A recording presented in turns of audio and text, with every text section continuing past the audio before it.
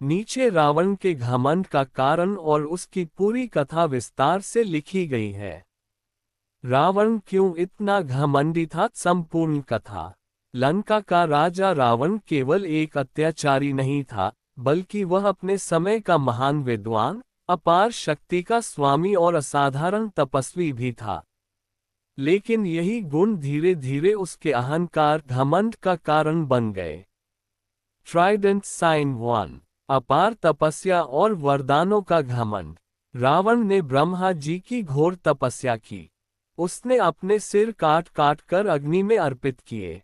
इस कठोर तप से प्रसन्न होकर ब्रह्मा जी ने उसे वरदान दिया। देव, दानव, यक्ष, गंधर्व उसे मार न सकें। वह अपराजय बने। रावण ने मनुष्य और वानर से मृत्यु का वरदान नहीं मांगा, क्योंकि उसने उन्हें तुच्छ समझा। यहीं से उसका घमंड जन्म लेता है। उंगली से दाहिनी ओर इशारा, मेरे सामने मनुष्य क्या है।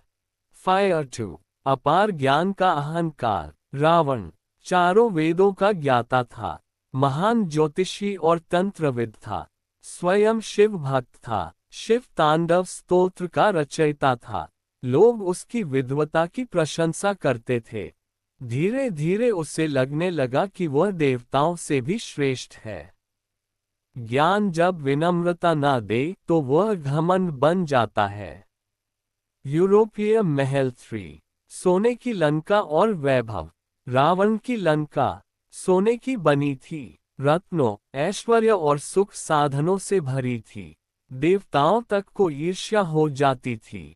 ये वैभव रावण के भीतर यह भावना भर देता है। उंगली से दाहिनी ओर इशारा, मेरे समान कोई नहीं।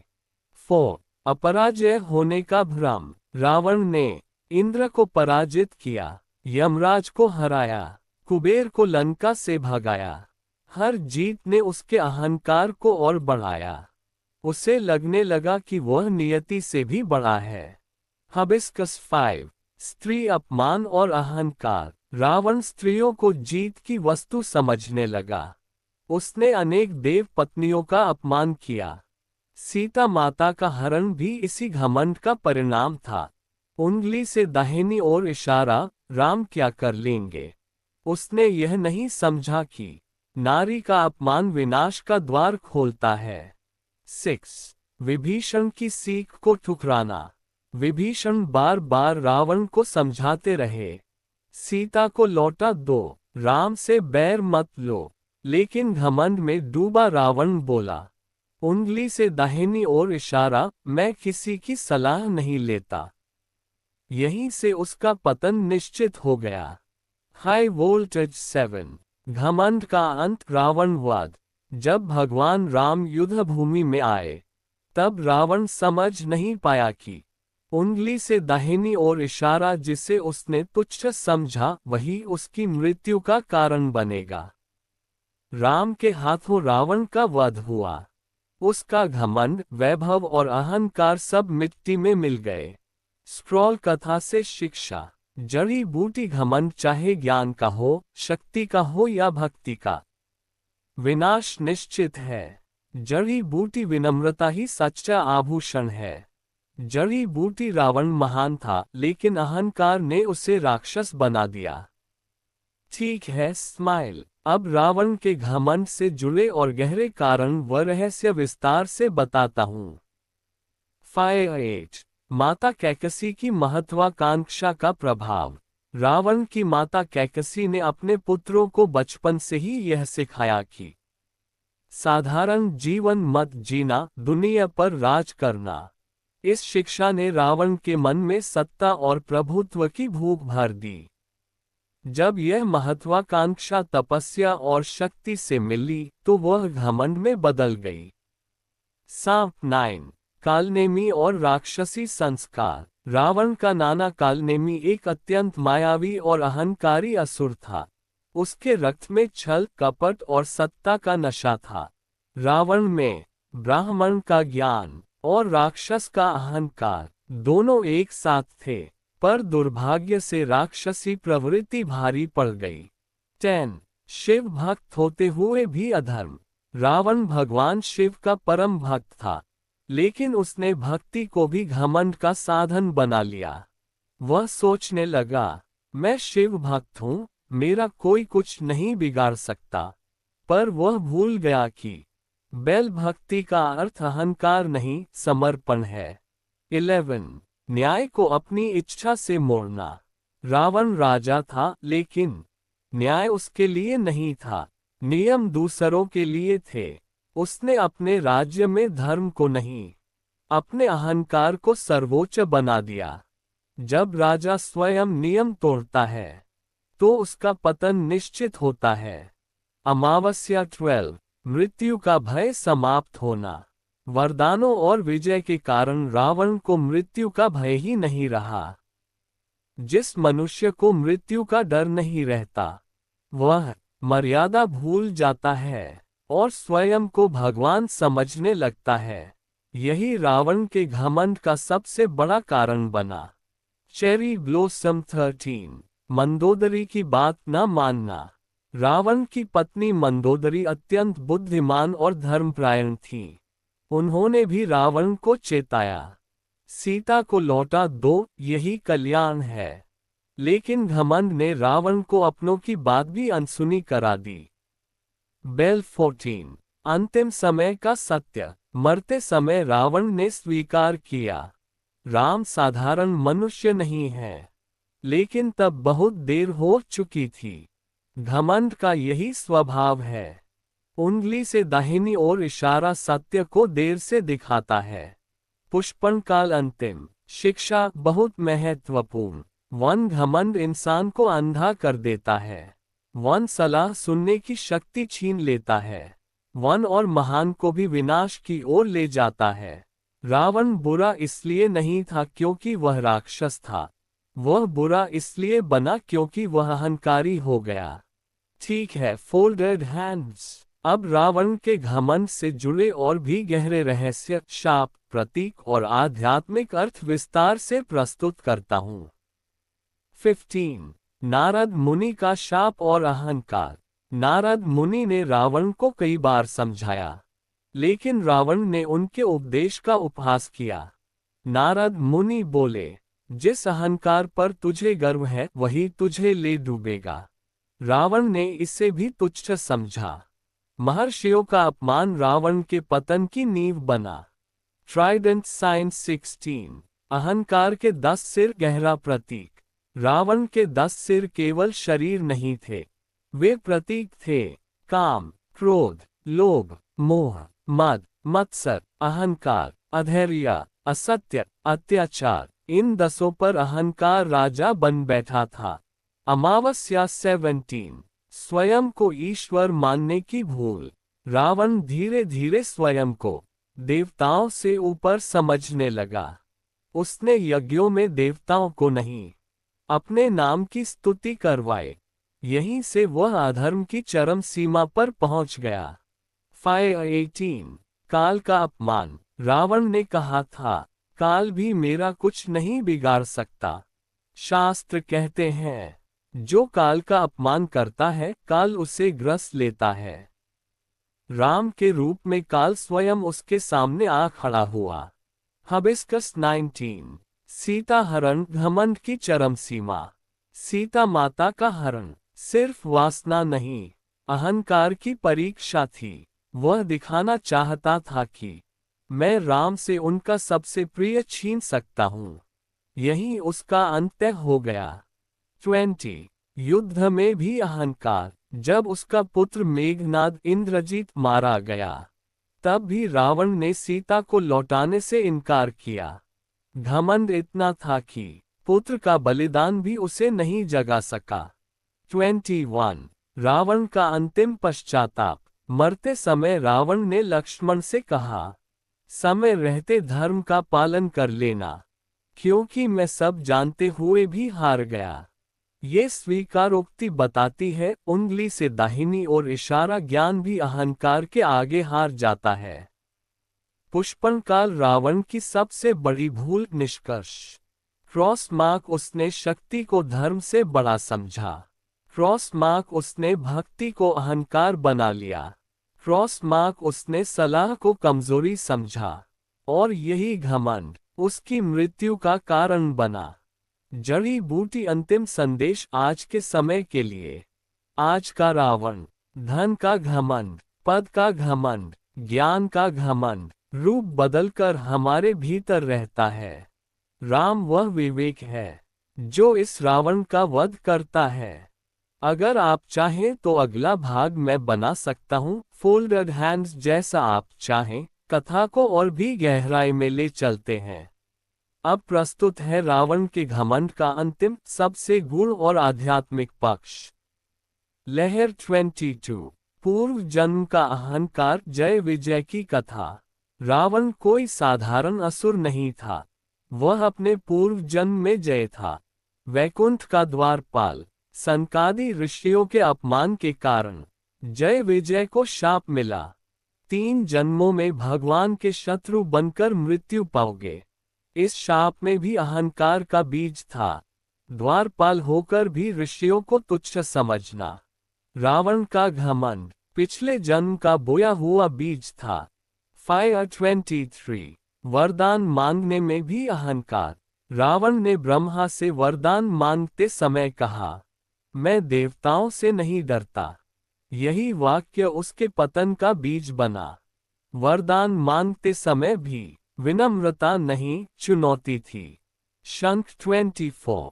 वेदों का दुरुपयोग। रावण वेदों का ज्ञाता था, लेकिन उसने वेदों को आत्मकल्याण के लिए नहीं, सत्ता और भय फैलाने के लिए उपयोग किया। जब ज्ञान सेवा न करे तो वह विनाश का अस्त्र बन जाता है। अमावस्या 25। अहंकार और अकेलापन। रावण जितना शक्तिशाली हुआ उतना ही अकेला होता गया। भाई विरोध में, पत्नी दुखी, प्रजा भयभीत। अहंकार हमेशा अकेला कर देता है। 26। रावण जानता था फिर भी नहीं रुका। यही सबसे बड़ा रहस्य है। रावण जानता था राम विष्णु अवतार हैं, सीता शक्ति हैं, फिर भी उसने युद्ध चुना। क्यों?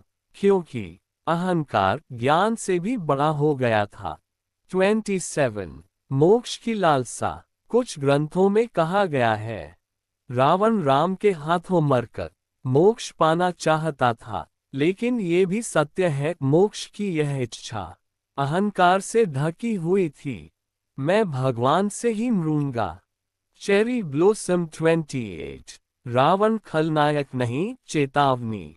रावण इसलिए महत्वपूर्ण है क्योंकि वह बताता है कि महानता बिना विनम्रता विनाश है, और भक्ति बिना मर्यादा अहंकार बन जाती है। बेल अंतिम सार सबसे महत्वपूर्ण। 1 रावण बुरा नहीं था। 1 रावण पतित इसलिए हुआ। 1 क्योंकि उसने मैं को राम से बड़ा समझा।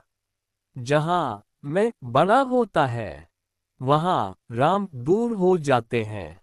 यदि आप चाहें तो मैं अगला भाग भी बना सकता हूं। Folded hands. चलते हैं कथा के अंतिम और सबसे सारगर्भित विस्तार की ओर। अब ये भाग रावण के घमंड का मनोवैज्ञानिक, आध्यात्मिक और आज के जीवन से जुड़ा अर्थ बताता है। 29। रावण का आंतरिक संघर्ष, इनर कॉन्फ्लिक्ट। रावण बाहर से जितना घमंडी दिखता था, अंदर से उतना ही अशांत था। उसे पता था कि वह अधर्म कर रहा है। उसे ये भी ज्ञात था कि राम साधारण नहीं है, लेकिन उसका मैं उससे पीछे हटने नहीं देता था। उंगली से दाहिनी ओर इशारा अहंकार इंसान को सही जानते हुए भी गलत करने पर मजबूर करता है। 30। रावण का मनोविज्ञान, साइकोलॉजी ऑफ ईगो। रावण 3 बातों से ग्रस्त था। श्रेष्ठता का भ्रम, मैं सबसे बड़ा हूँ। नियंत्रण की भूख, सब मेरे अधीन हो। अपमान का डर, पीछे हटना कमजोरी लगे। इसी डर ने उसे विनाश तक पहुंचाया। फायर 31। क्यों रावण सुधर नहीं पाया? क्योंकि उसने कभी क्षमा नहीं मांगी, उसने कभी गलती स्वीकार नहीं की, उसने कभी झुकना नहीं सीखा। शास्त्र कहते हैं, जो झुकना नहीं जानता वो टूटना सीखता है। हबिस्कस 32। रावण और कुंभकर्ण का अंतर। कुंभकर्ण जानता था राम से युद्ध मृत्यु है, फिर भी वह लड़ा, लेकिन अहंकार से नहीं, भाई के धर्म से। रावण लड़ा अपने मैं को बचाने के लिए। यही अंतर था। 33। रावण की मृत्यु हार नहीं, संदेश।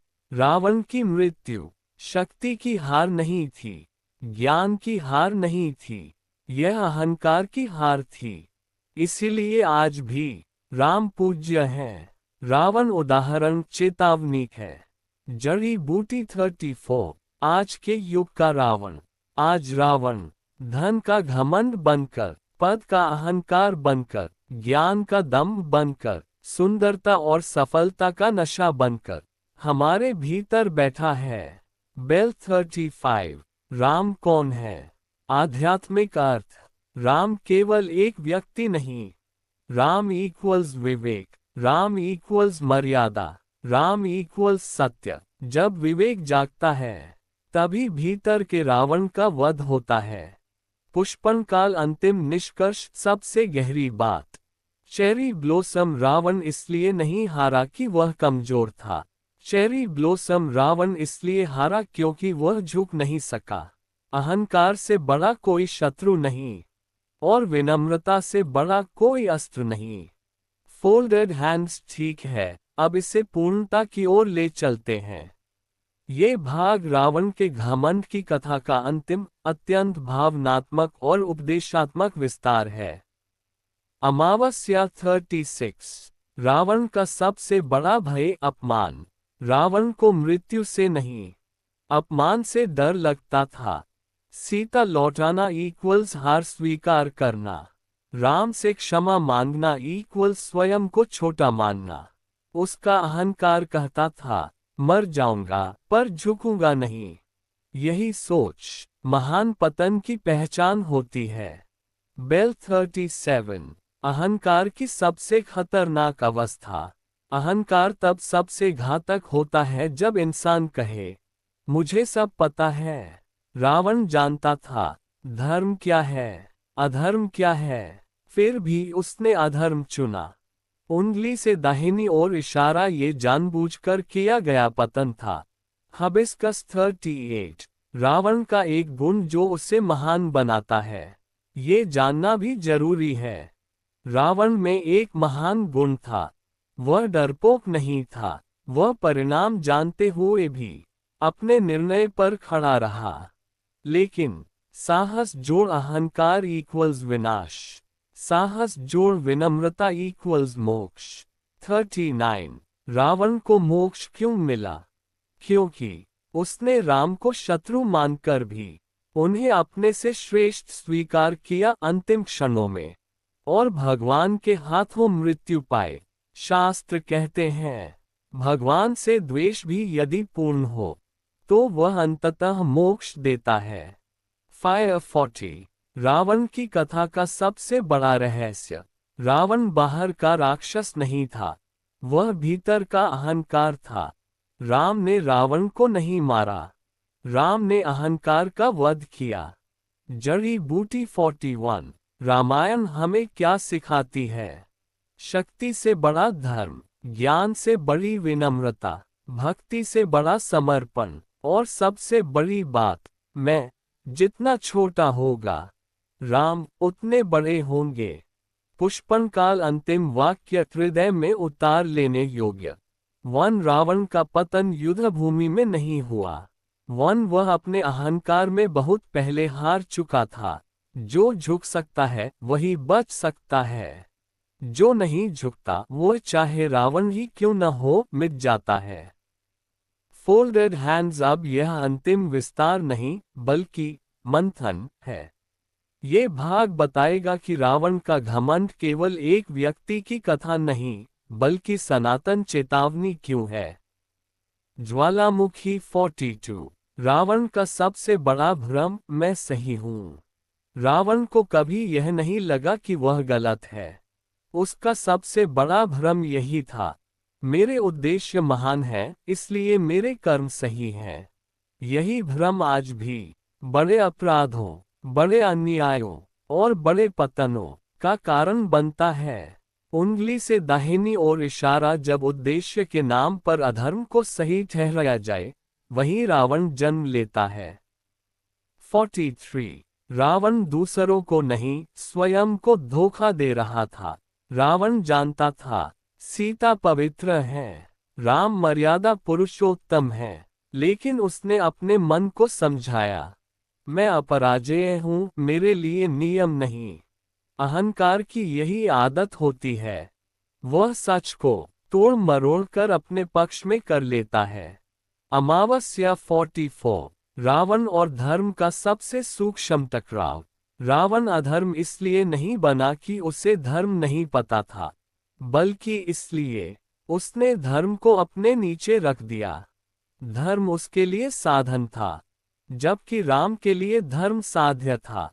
यही राम और रावण का वास्तविक अंतर है। 45 मैं बनाम मर्यादा। राम का जीवन कहता है, मैं मर्यादा के लिए झुक सकता हूं। रावण का जीवन कहता है, मर्यादा मेरे लिए झुके। यही दो वाक्य रामायण का सार हैं। हबिस्कस 46 क्या रावण सुधर सकता था? कठोर सत्य, हाँ बिल्कुल, लेकिन इसके लिए उसे करना पड़ता। एक बार सार्वजनिक रूप से गलती स्वीकार, एक बार सीता को ससम्मान लौटाना, एक बार राम के सामने झुकना। लेकिन अहंकार इंसान को एक बार भी नहीं करने देता। 47 इसलिए रावण आवश्यक था। रावण न होता तो अहंकार का स्वरूप स्पष्ट न होता, मर्यादा का महत्व समझ न आता, राम की दिव्यता पूर्ण रूप से प्रकट न होती। उंगली से दाहिनी ओर इशारा रावण रामायण का शत्रु नहीं, उसका शिक्षक है।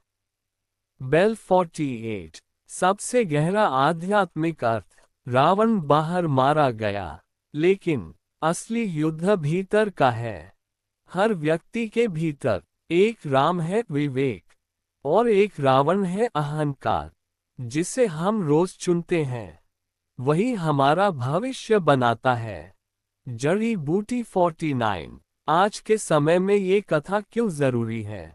क्योंकि आज ज्ञान बहुत है, शक्ति बहुत है, लेकिन विनम्रता कम होती जा रही है, और यही रावण की भूमि है।